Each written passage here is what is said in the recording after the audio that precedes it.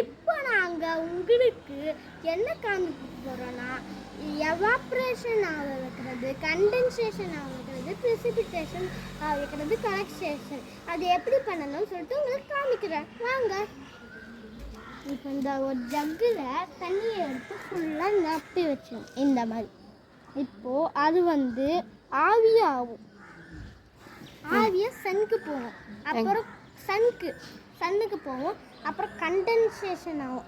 கண்டென்சேஷன்னா அந்த மேகத்தில் சொட்டுக்கள் அப்படியே நிற்கும், அதுதான் கண்டென்சேஷன். ப்ரிசிபிட்டேஷன்னா நம்மளுக்கு தூரலாக மழை வர்றது தான் ப்ரிசிபிட்டேஷன். அப்புறம் கலெக்ஷன்னா அடியில் நம்மளுக்கு திருப்பி தண்ணி வர்றது, அது பேர் தான் நம்மளுக்கு வாட்டர் சைக்கிள்னு வச்சுருக்காங்க. ஏன்னா அது வாட்டர் சைக்கிள் மாதிரி ஒரு சைக்கிள் மாதிரி சுற்றுது.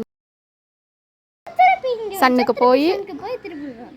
அதே மாதிரி எப்போவுமே பண்ணிக்கிட்டு இருந்தால் நம்மளுக்கு மழையும் கிடைக்கும், திருப்பி சன்னுக்கும் போய் திருப்பி நல்லா மழையும் கிடைச்சிக்கிட்டே வரும்.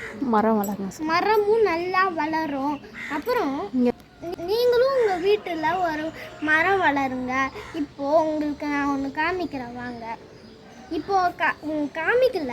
இப்போ அந்த தென்னை மரம் இருக்குது பாருங்கள். அந்த தென்னை மரத்தில் நிறைய காற்று அடிச்சிச்சு.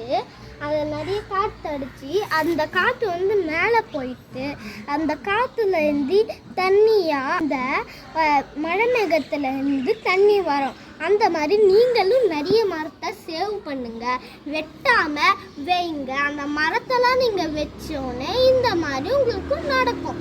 இடம் இல்லைன்னா இந்த மாதிரி மாடி தோட்டம் வைங்க. இதை காமிக்கிறேன். இது எல்லாமே நான் தான் தண்ணி ஊற்றுறேன், எல்லாத்துக்கும் நான் தான். சரி, தேங்க்யூ.